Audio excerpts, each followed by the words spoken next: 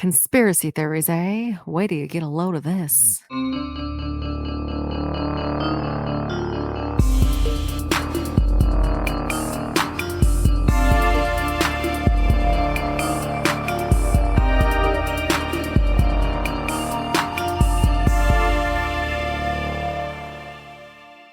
Hello. Welcome to Crack Sisters Conspiracy. We're a podcast that covers conspiracy theories, mysteries, and all over spooky shit. My name is Cassandra. And I'm Jackie. And we are said sisters. Hello. Hello. How's it going? Just dandy. How are you? I'm good. We booked our tickets to Japan and Oh, booked you our did? hotels. It's real. It's really happening. How expensive was it? So between the hotels and the flights, it's $9,000. Did you go through like Costco or someone? No, I have a travel consultant that's helping me book all of the hotels, and they're kind of like bougie Western style hotels in Japan because I don't want to sleep on the floor. You know, and I actually experienced the culture. So cool. Our backs can't handle it, man. But everything else. And then the flights, we went through the airline directly and I had points and stuff. But even then, so I couldn't do the premium that I wanted because it was like a $4,000 difference per ticket. But I was able to do economy plus. So we get like the extra leg room and stuff. So. And then Alex wanted me to ask, are you guys going to Hawaii first or are you going to Alaska? Because he said most flights you have to stop in either Hawaii or Alaska. You got a straight through flight? Nonstop on each way. Oh, how long is the flight then? The way there, it's about 11 hours and 45 minutes. And then the way back, it's about 10 hours. And has your child ever been on a plane? Yes, when we flew to Vegas. So a 45-minute flight. So, like, the flight coming home is an overnight, so hopefully we'll sleep, and then I plan on trying to sleep on the way there, too. But it'll be an adventure, but it's really happening. That's exciting. It is. What else? I made some notes. I have notes, too, but I'll let you continue. We got a shed. I think I already told you about that. You told me you were getting one, yeah. Okay, so that's been installed, and it's so nice. We have a 3D printer now.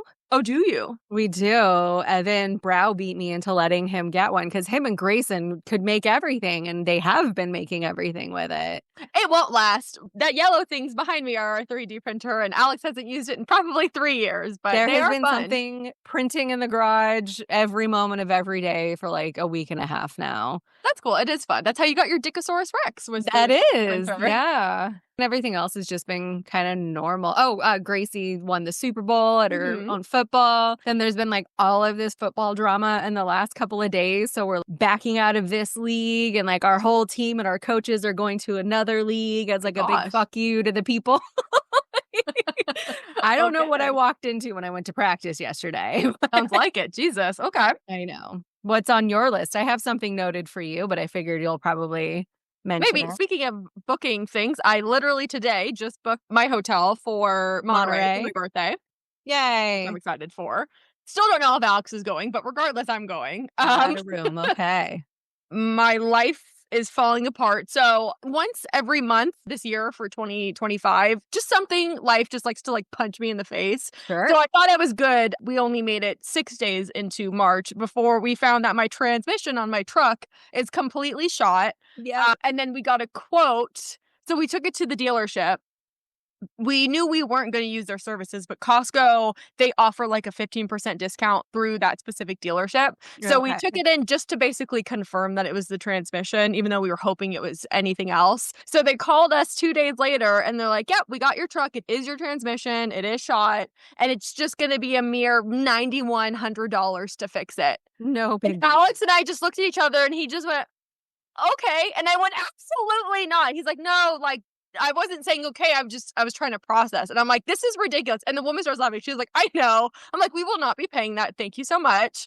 She goes, okay. She goes, you guys just owe us for like the inspection of the truck. She's like, but I will give you a discount. I'm like, oh, wow. How nice of you. So we are now down to one vehicle currently. We are going to eventually get a new transmission and Alex is going to install it himself. And I'm getting roped into that, which is great. So that's fun. I cut off part of my finger. You did. Also fun. It's not too bad. I don't know if you can see. Oh, yeah. And you It's like just the tip. It's not really focusing. Who needs the tip of your finger anyway? That was fun.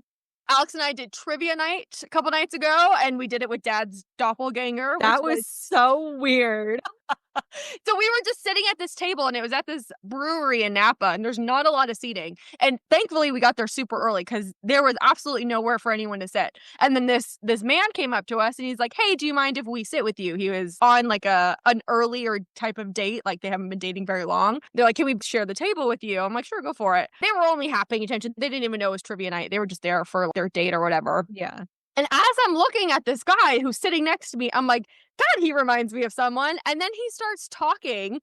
And I look at Alex, I'm like, tell me this isn't my dad. He's like, oh my God, I've been waiting to tell you this. He's like, I was going to tell you in the car when we left. He has the same goatee, the glasses. He's wearing the same type of shirt Dad wears. The way he talks, his job is very similar to Dad's. The way he fucking looks at his phone. Oh my God, it was the funniest thing. I got to, hang out with Dad. Essentially, that was fun. Trivia night.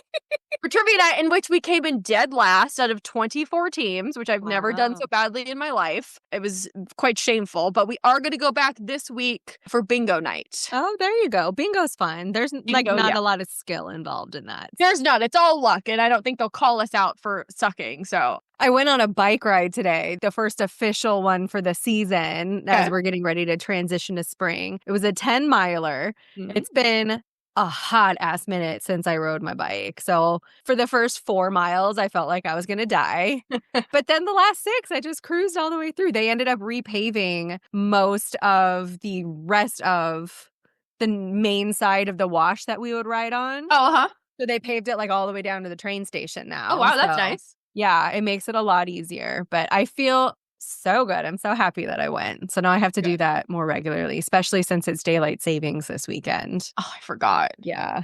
No. I know. I was probably going to go on a bike ride today, but I have an electric bike, so I really don't put any effort into it at all. And then my last thing I was going to mention is the gift behind you. I was going to ask, do you want to open it now or do you want to wait until the anniversary? When is our anniversary? It is the 21st, so it's in just shy of 2 weeks. Okay. You're the one who sent it. Should we wait or should we open it now? You can open it now. Okay. Gracie, give me the box and the skizzers. Okay. Do you have any idea, like any guesses? Oh, my camera just got blurry. I'm expecting that it's going to be some artwork of some sort. I don't know. Okay. Sure. Technically, anything could be an artwork. There's a plug in it. It's a butt plug. Just kidding. No, not that kind of plug. Oh, and be like gentle when you open it. I guess I should. Okay. Some chain. I have a suspicion. Oh, what else just fell? Some hardware. Is this a neon sign? I don't know. Is it? Oh my goodness. Oh my God. Okay, so now I'm going to have like an official background. You got one. Okay, I'm going to have to find a place to mount it. This is perfect. It's going to have to be like in her bedroom, which I don't know if Evan's going to be cool with, but this is my side of the room. That's perfect. So that's why I'd asked you what color, if you had to choose between bright pink, a teal, or like a green. It was because I was trying to pick which color you wanted. Right. Okay, hold on 1 second. Yeah, it gets super fucking bright. So it comes with a remote. So you can like remotely turn it on. It has like a flash mode to give you a seizure. Because I can totally put it on the wall like right here. Yeah. Okay, cool. Exactly. Yeah, super fun. But yeah, yours is the neon blue one. Yay, I'm excited. Good. You know what? For the anniversary episode, it'll be up and ready to go. There you go. How fun.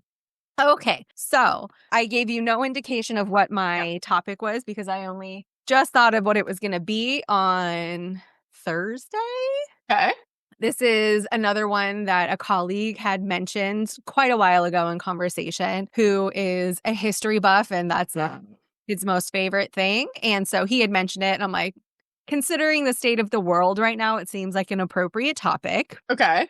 So, have you ever heard of a theory or a concept called the fourth turning? No. Okay. My assumption was no. I didn't think that you would have.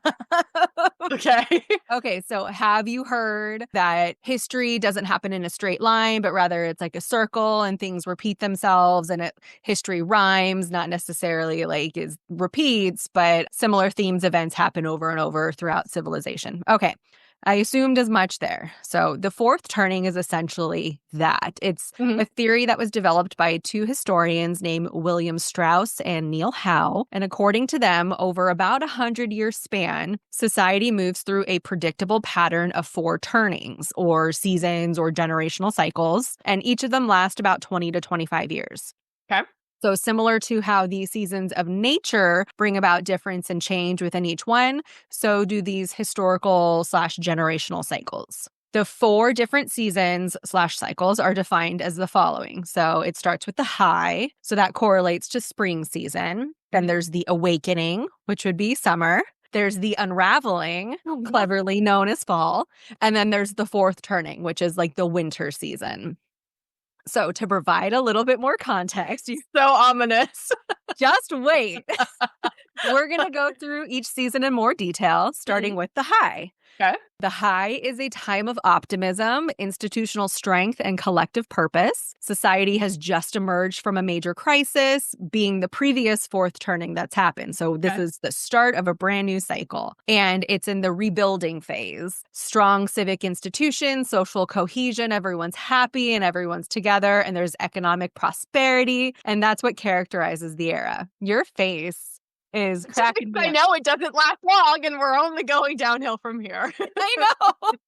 So key traits associated with the high season. Institutions are strong, so like government and the people trust them. There's a culture of conformity and collective action amongst the people dominates.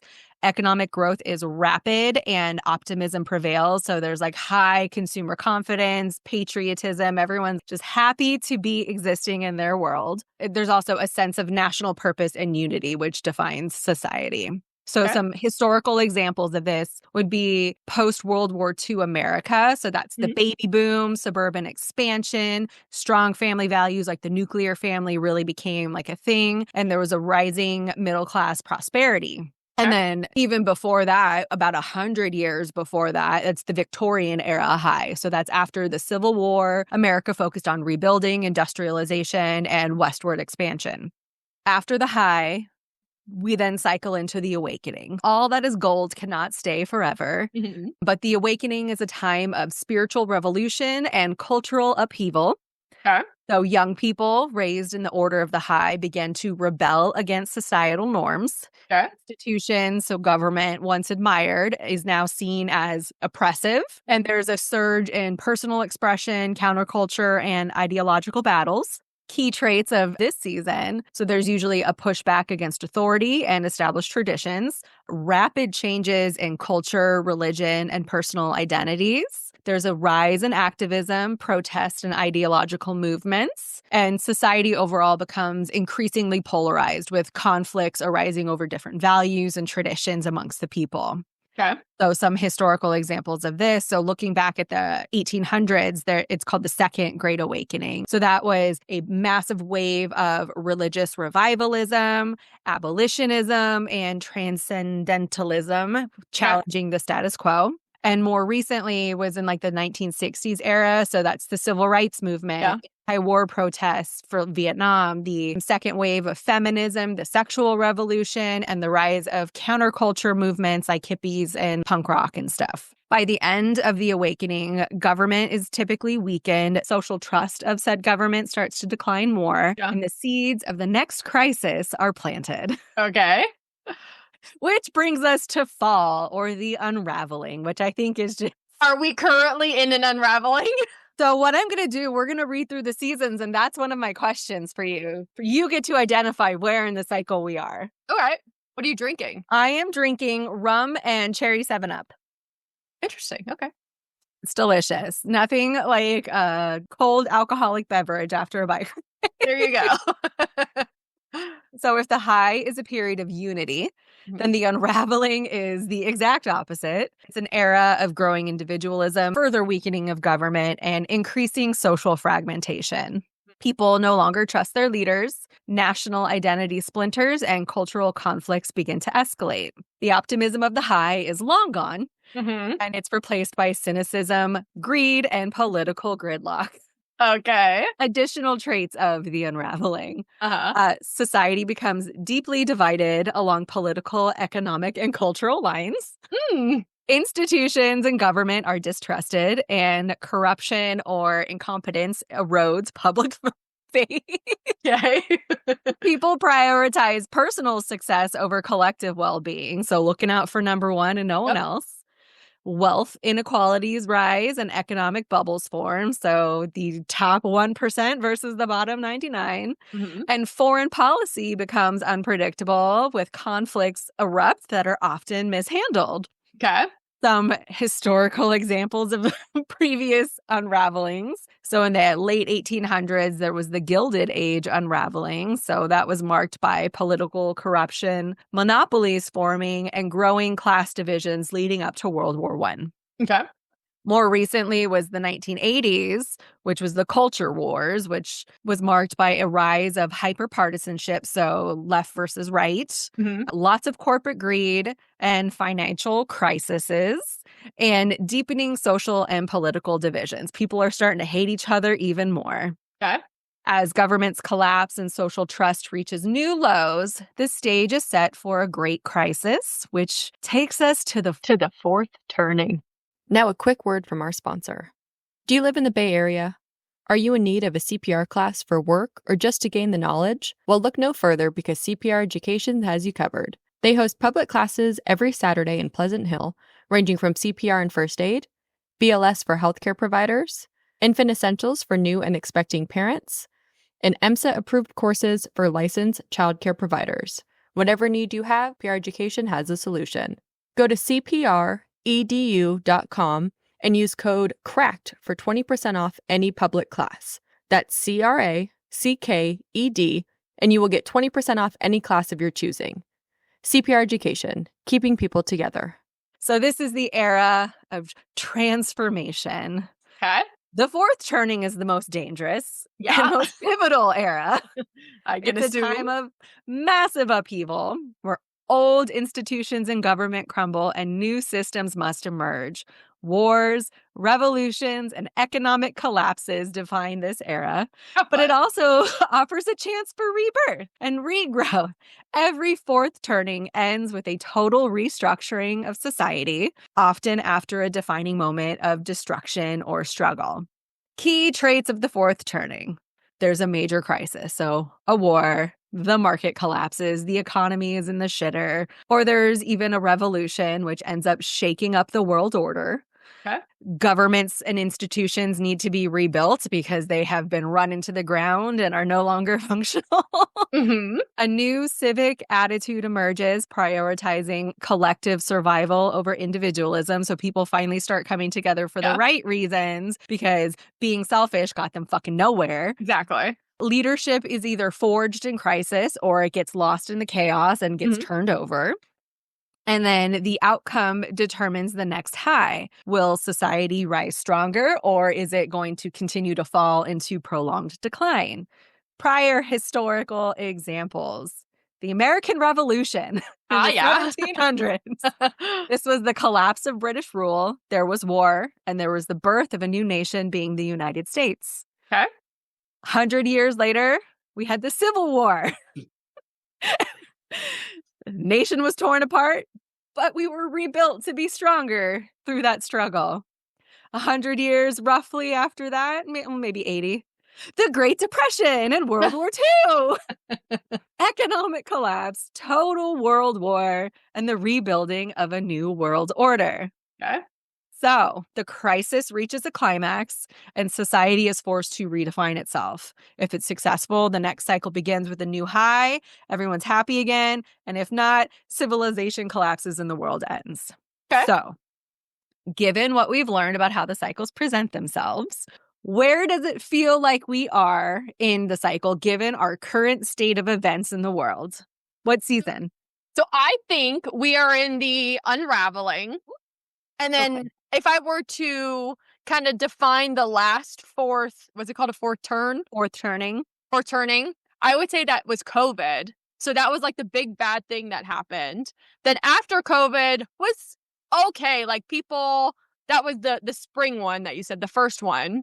where people are trying to like figure their shit out.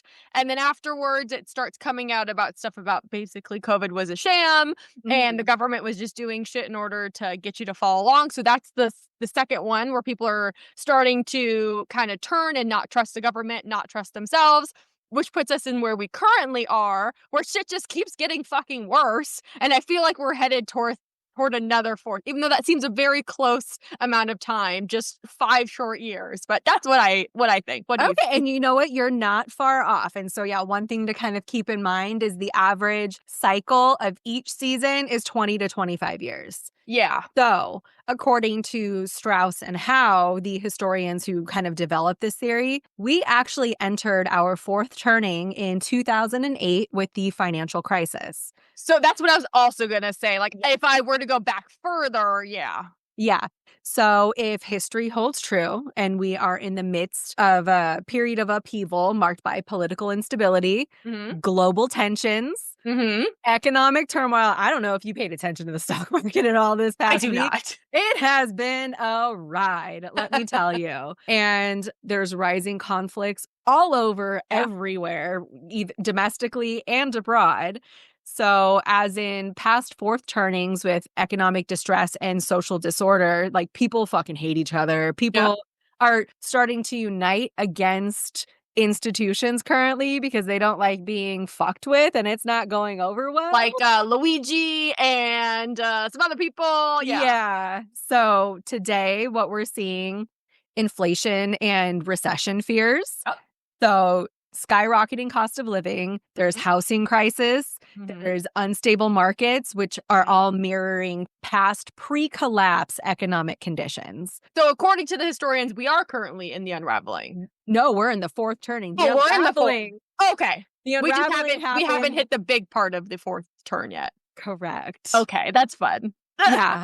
So additional things that are kind of marking our fourth turning. So there's AI and job disruption. So like the Industrial Revolution and the rise of automation in past cycles, AI is threatening to reshape industries and it's fueling economic anxieties. We have massive layoffs in government that are happening. And there's economic instability in other sectors where layoffs are becoming more prevalent, even though... And there's the federal freeze, which is freezing all federal jobs, affecting my family specifically. Yep, there's lots of things like that are happening in the world. And then there's protests and civil disruptions. Luigi is a great example. There's been mass protests in France over pension reforms to their, and there's global activism. People are taking to the streets more frequently. There's lots of protests happening locally, like in the United States and abroad, because so many things are falling apart everywhere. It's not just for America, it's for the whole world, but there's growing discontent with everyone. So all of these factors do help support the suggestion that we are still in the escalating phase of our fourth turning, with a climax likely ahead. So how might the climactic event of said fourth turning play out? What does the crystal ball have in store for us? Possible future developments could include a large-scale war, likely involving the U.S., China, or other global powers like Russia. A financial collapse that forces a restructuring of the global economy, which I really hope is not the case. But I mean, there have been recessionary signals and fears for quite some time. You never know. And domestic crisis that reshapes governance in major countries. So lots of civil conflict, constitutional overhaul, like the government they don't know what's coming for them. So how we navigate it as a people is going to determine how we build the next generation. So given that these last cycles are, like I said, 20 to 25 years, we're going to be wading through a bunch of shit for at least another few years. With 3 years. Expectation that our defining moment of the fourth turning is going to happen in or before the early 2030s. So within the next 3 to 5 years. Okay. As people, as nation, it's going to be interesting to see if we all, rise to the challenges or if it's just going to be doom and gloom and the world's going to end. I honestly don't know. It can go either way at this point. Well, if this podcast is still up and running by then, we will be sure to follow up. Yes. You know what? When we reach our new high and we start our new season of prosperity, we will be sure to let you know how it's all going. Well, this is terrifying. Like when it was Jason, obviously, the historian in the office who told me. And so when he mentioned it, I'm like, oh, that's kind of interesting. But I didn't think about how it like related to current events. And then I started looking at it. I'm like, oh my God, this is like so true. Ignorance is so much more blissful. I know. And I don't know about you, but every time I don't watch the news anymore, but I'll like scan headlines and I just immediately have to shut down. Like I'm trying to stay away from social media and stuff because you're just bombarded with all of the terrible things happening in the world. So I'm just going to live in my bubble peacefully while the world burns around me. That's okay. There you go. That's a good plan. Oh, that's interesting. Yeah, I never really I didn't know it was so able to like pinpoint specific sections, and I did know that history repeated itself, but I didn't know it was so oddly specific within the 4 terms. So that's very interesting. Yeah, it's very on the nose. So I thought it was interesting, and who doesn't love a bit of doom and gloom? So yeah. Because we don't have enough of that in our everyday life. Nope. We're just struggle bussing our way through life. It's all good. Alrighty, that's cool. How are you coming along with your book for book club? I'm almost done. I'm doing an audiobook, which I regret, but it was my turn to do an audiobook and Alex physically reads it. I only have an hour left, so I'm almost done with it. Where are you? I finally like sat down this week to start burning through it, so I'm actually going to go read some more. So it'll be interesting what the last days of Jack Sparks, is that what it's called? Okay. So for those of you who want to read along, and then I mean, this will be, by the time I think this episode comes out, we're probably at the end of March already, but it's on our Instagram. Yeah. At the beginning of March or every month. Yeah. Yeah. And so we'll be having our group meeting sometime next weekend once everyone replies to the chat. But okay. Any ideas on what your next topic will be? Yes. Oh, perfect timing. Yes. I am going to cover, don't know if you heard about it, Georgia, the country. A human egg farm was discovered. Like lady eggs? Yes. Like, oh, okay. So that is what I'm going to cover. Interesting. I'm curious. I've only like very briefly heard about it. I haven't actually delved into it, but I am excited and terrified. So yeah, I'm like, that's a little horrifying as well. Just kind of keep going. Keep the awfulness going. Yes. But that's what I will cover next time. Very good.